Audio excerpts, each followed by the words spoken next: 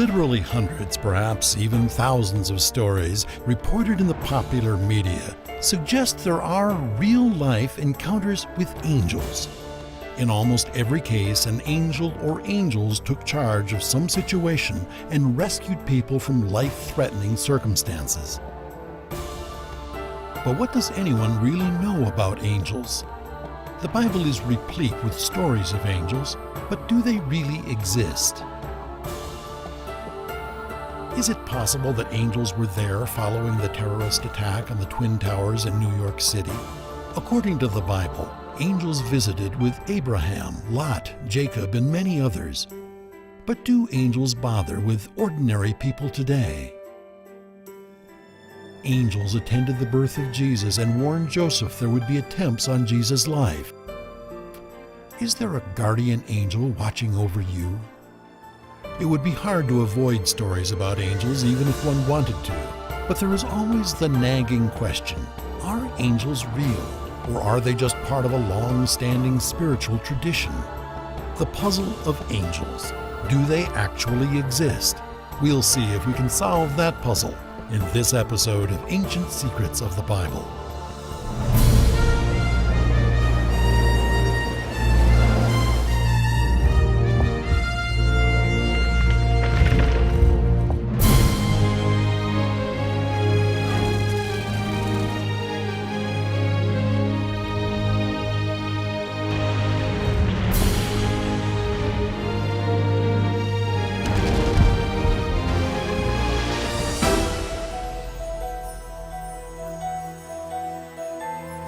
We are about to look through the pages of the first continuous recorded history of mankind in the book we call the Holy Bible, as we continue our investigation into some of its most controversial stories and try to answer some very tough questions. Is the Bible a reliable account of miraculous interventions, of angels, apostles, and the power of prayer? Or is it just a collection of stories and myth, as some modern-day critics suggest? Both Bible skeptics and proponents from around the world have contributed to this exciting discussion. Some of these biblical revelations may shock and surprise you.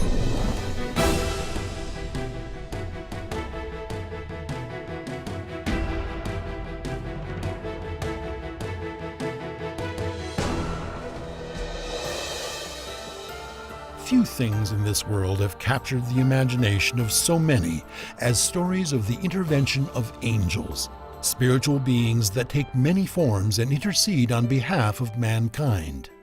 But is there any proof these stories are not just the product of someone's fertile imagination or just good old-fashioned coincidence? Can we find evidence that there are spiritual beings that come into the lives of ordinary people in extraordinary circumstances? Are there, as Henry Ward Beecher wrote, airy hosts, blessed spectators, sympathetic lookers-on, that see and know and appreciate our thoughts and feelings and acts? If angels do exist, is the average person ever likely to see one? More important, perhaps, would we recognize an angel if we did see one? Of the many stories of heroes and heroism coming out of the September 11th attack on America, one in particular illustrates the point. A woman, blinded by the darkness and choking dust, tells of suddenly feeling the secure hand of someone guiding her down the clogged stairwell and ultimately to safety. When she turned to thank the person who had helped her, there was no one there, no one even nearby. Someone, it seems, had guided her to safety. But who? These kinds of stories are almost commonplace, and people are quick to attribute them to angels. But what evidence is there that these heavenly helpers actually exist? That's really the question, isn't it? I mean, I think it's wonderful when something happens that saves a life or protects someone from harm. But to automatically attribute it to an angel or angels, that's like putting the cart before the horse. Let's find some evidence that there are really angels before we start giving them all the credit.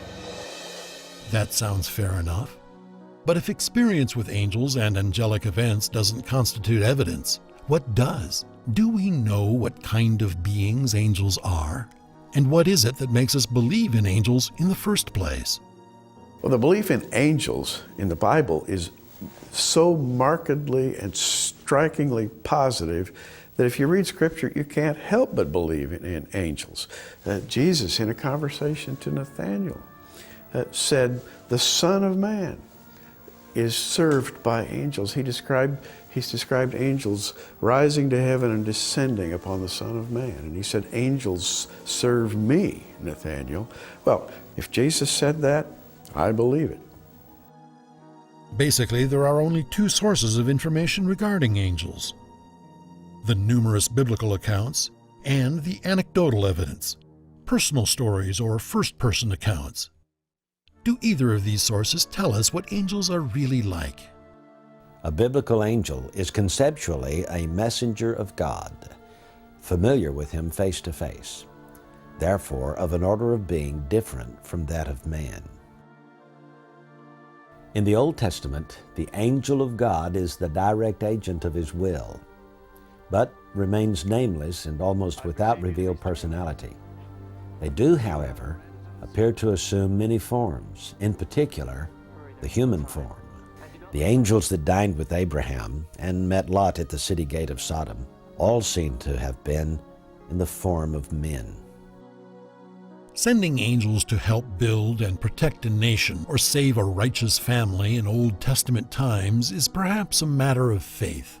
But is there anything to suggest that angels in earthly form might rescue someone today? Let's examine some of the anecdotal evidence. Eunice Barrow claims she has felt the compelling life-saving presence of an angel, and she's certain she saw one in a most unlikely place. I was 15 or 16 years old at the time. We had just moved to Compton, California, and my mother and I got on the commuter train to go to Long Beach. We hadn't been on the train very long when I just really had an overpowering feeling. I just had the sudden feeling that I had to get off the train. What's the matter? Why are you like this? I just need to get off the train. I don't know. I know we have to get off the train. Aren't you feeling good?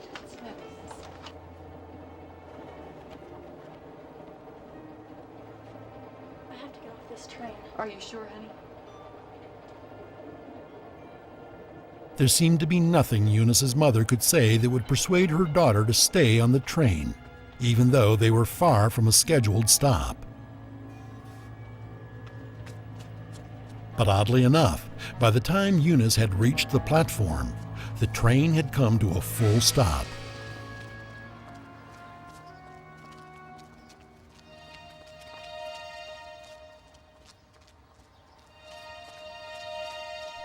Desperately, she looked about, and finally she spotted an old service station that looked like it might be open for business. Immediately, she made her way toward it.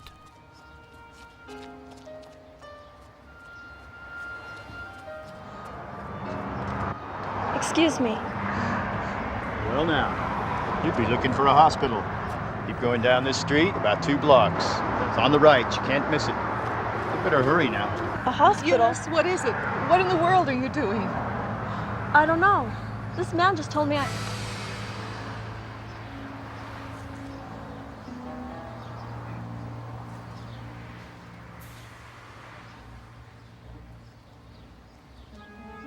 There wasn't time to wonder over this strange turn of events. She hurried down the street toward what she had been told was a hospital.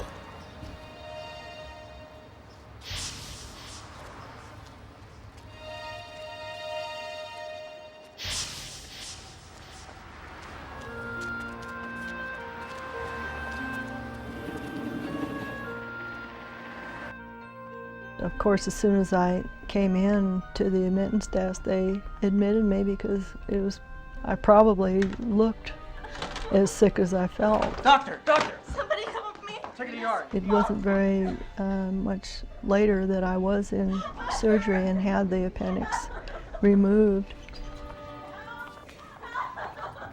My doctor afterward told me that I was very fortunate that I came in when I did, that I'd gotten there just in time, that the appendix was red hot and just about to rupture.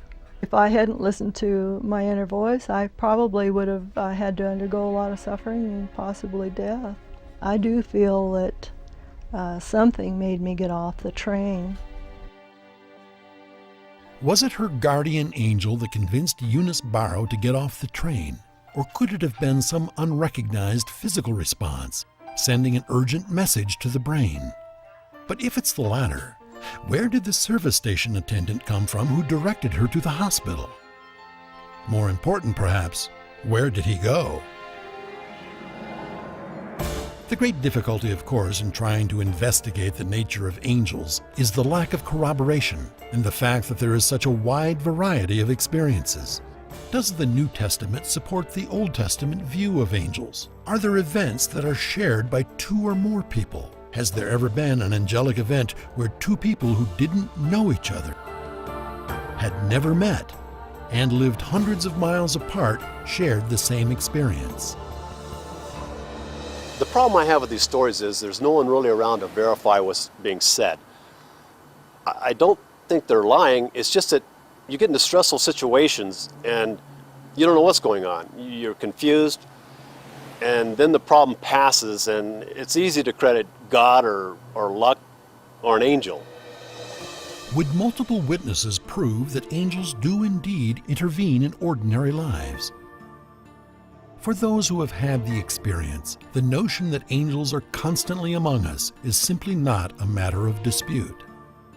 But what does it do to the notion of angelic intervention when nothing is actually seen, yet a single life-saving event is still witnessed by an entire family?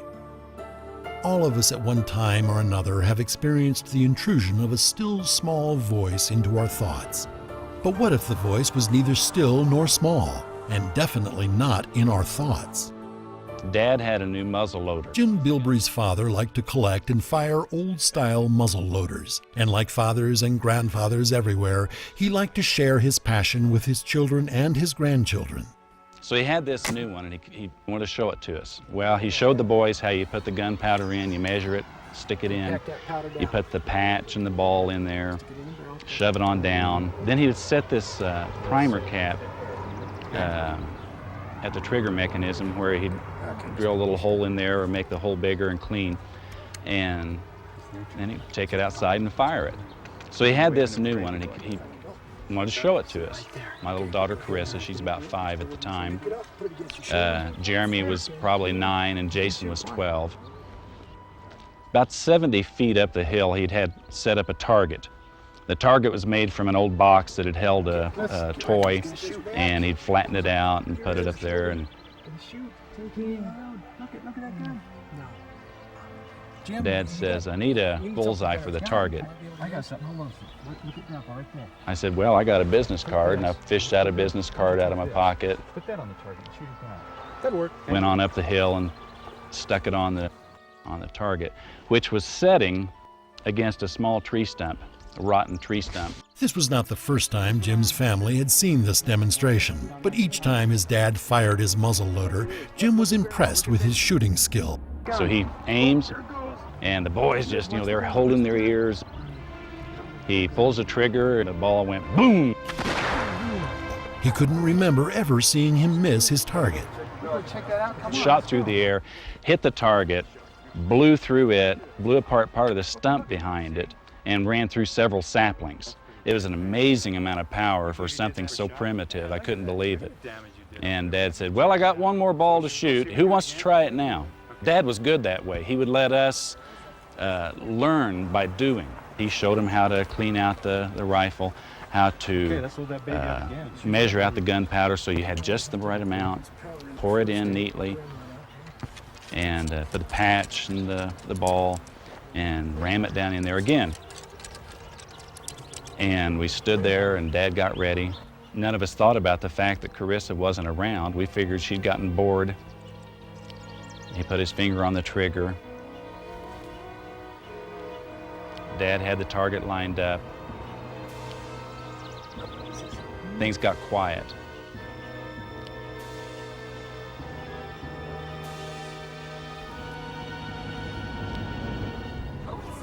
suddenly from behind us came a wall of sound. It was a voice, but none of us had said it. It had presence. It pushed against us. And Dad took his finger off the trigger, and out from behind the target stepped Carissa. She had been, she said, looking through a hole in the target. Her head was where the bullseye was. The next bullet would have gone through there.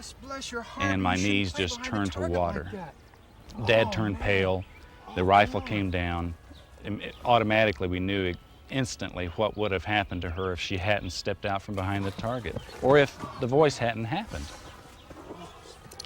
It was a miracle that my little girl was not dead. She would have been gone. We wouldn't have had Carissa anymore. What was the sound the Bilbrys heard? Who called out to them in a voice like thunder and gave them the sense of danger? Everyone present that day heard the voice. But there's another question that should be addressed. Are there other angelic responsibilities beyond rescuing or protecting someone? The role of angels is not fully defined for human beings. They are protectors. They are the ones who bring God's message of hope to man. They are the ones who are curious about the process of redemption. Peter says they earnestly desire to understand the whole process of redemption. Let's put it this way. Angels watch the development of men as they follow the will of the Lord. Men who are born sinners, men who don't deserve anything but judgment, are through the redeeming blood of Christ brought into the kingdom of heaven. As Peter describes it, angels watch this process with great curiosity. I think angels are learners as well as protectors. Still, the stories we hear most are those that involve some kind of life-saving intervention. For example, this next remarkable event occurred in complete silence. But the angelic presence was both seen and felt, and attested to by both mother and daughter. My daughter Shannon was 3 years old when her stepfather and I married. We moved into a small 2-bedroom house in Angleton and became a very close family in a very short time. Okay, ready for bed? Let's go. Give Dad a hug and a kiss.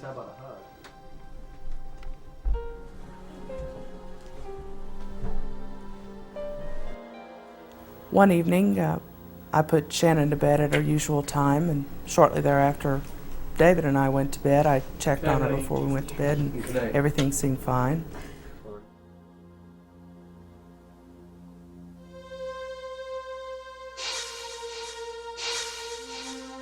I hadn't been asleep very long when I felt a gentle tugging at my nightshirt. I turned over to see that David was sound asleep. The tugging became more intense, and all of a sudden I was out of the bed and I was being physically pushed from behind.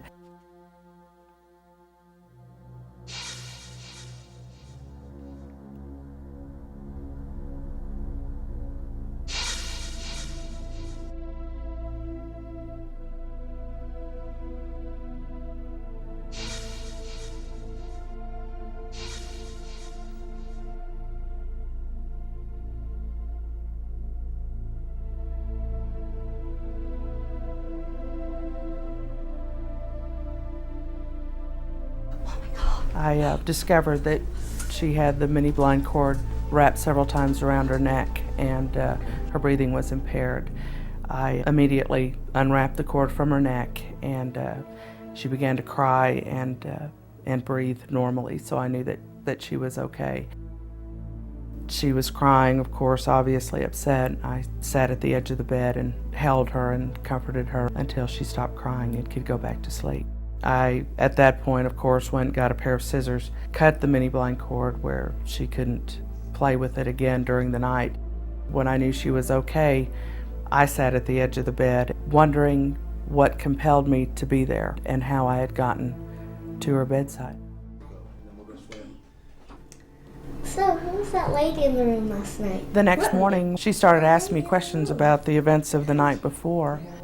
One of her questions was, "Who was that lady in the room with you last night?" I was startled for a moment, and I asked her, "What do you mean, what lady?" And she said, "The lady standing behind you." At that moment, I questioned her, who was the lady, or what did the lady look like? Did she look like your grandma's? Did she look like anyone you knew? And she said no, that she just knew that the lady was there to help us.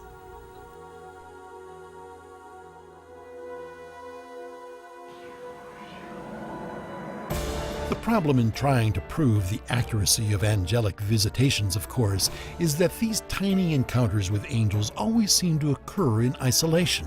But suppose two people shared the same experience, even though they had no physical or family connection.